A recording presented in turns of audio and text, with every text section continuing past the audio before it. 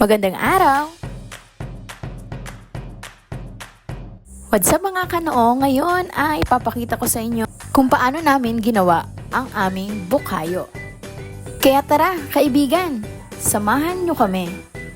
Unang-una nga pala naghanap kami ng kalamansi dito sa puno ni na Sir Borja dahil yan ay isa sa mga pampalasa at mampasarap sa bukayo kapag siya ay malapit ng maluto.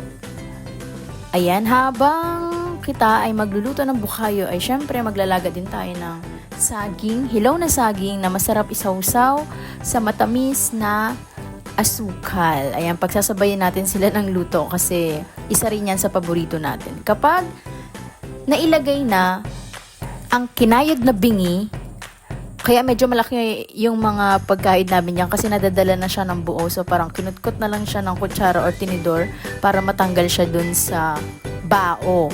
Ilalagay na syempre ang gatas, condensed milk, at ang asukal na magpapatamis at magpapalinamnam sa ating bukayo. Pagsasama-samahin lang yan, hahaluin. At kapag nahalo na ng ganyan, saka natin sisindihan ang apoy at iintayin nating maluto hanggang sa manuot or sipsipin ng bingi ang gatas at asukal na ating nilagay. Ganyan magiging itsura niya kapag kumulo. At intayin lang natin yung lumapot maigi at mawala yung parang pagkalabnaw ng sabaw niya. Dapat siya ay sticky para ma-meet natin ang sarap ng bukayo. Ganito ang itsura niya. So, thank you for watching!